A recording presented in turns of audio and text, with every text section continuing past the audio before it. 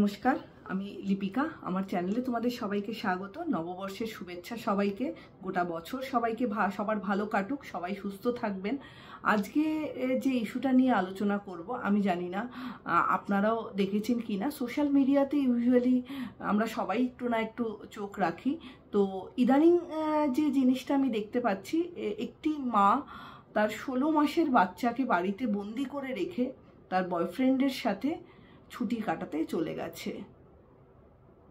বলুন তো, মা হলে কি এটা পারা সম্ভব? আমার তো মনে হয় না। মা হওয়া যেরকম মুখের কথা নয়, মা হয়ে সেই দায়িত্ব পালন করাও মুখের কথা নয়। তো এই ধরনের মহিলাদের অ্যাকচুয়ালি কি বলে জানেন? এরা ভীষণভাবে সেলফ সেন্টার্ড।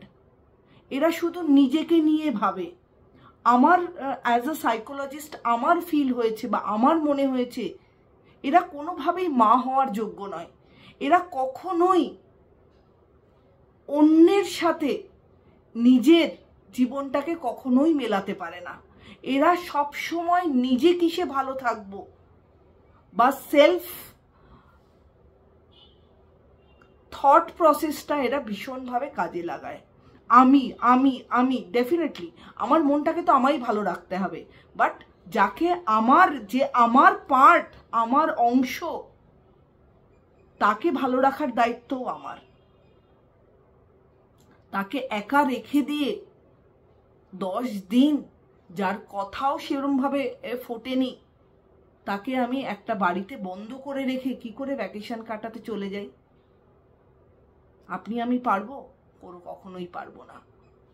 হয়তো আমরা নিজেকে ভালো রাখার জন্য অনেক কিছু করি, কিন্তু কোথাও আমাদের লজিক্যাল থিঙ্কিং বা কগনিটিভ এবিলিটিটা আমরা কাজে লাগাই, যার দরুন আমরা এই ধরনের কোনো রকম পাশবিক কাজ কখনোই করতে পারবো না। তো এই ধরনের মহিলারা বা এই ধরনের মানুষেরা ইউজুয়ালি কারোর কথা চিন্তা করে না।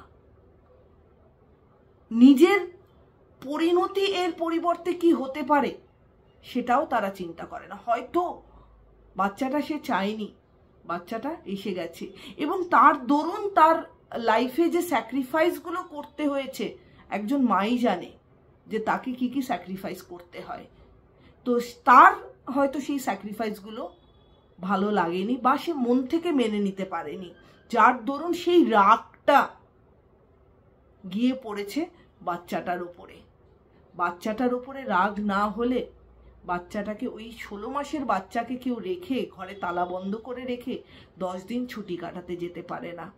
এই ধরনের মানুষেরা ইউজুয়ালি বিকৃত মস্তিষ্কের হয়। এরা কারোর কথা চিন্তা করে না। এরা নিজের পরিণতিও বা কি হতে পারে সেটাও চিন্তা করে। এরা সাময়িক ওই টাইমে আমার স্যাটিসফ্যাকশন কি সেটাকে গুরুত্ব দেয় বেশি। জানি না, এটা অ্যাজ আ সাইকোলজিস্ট আমার মনে হয়েছে আপনাদের সাথে শেয়ার করা উচিত যে এই ধরনের মানুষের মেন্টালিটি কীরকম হয়। তাই আমি ভিডিওটার মধ্যে থেকে আপনাদের সাথে কতদূর শেয়ার করতে পারলাম জানি না, তবে আমার ফিল হয় as a mother, as a psychologist আমি এটা ফিল করেছি, তাই আমি আপনাদের সাথে শেয়ার করলাম। ভিডিওটা কেমন লাগলো অবশ্যই আমাকে জানাবেন, আর এর এগেনস্টে আপনাদের কোনো কমেন্ট থাকলে আমাকে লিখে জানাবেন। সবাই ভালো থাকবেন, সুস্থ থাকবেন, গোটা বছরটা সবার যেন ভালো কাটে, আনন্দে কাটে।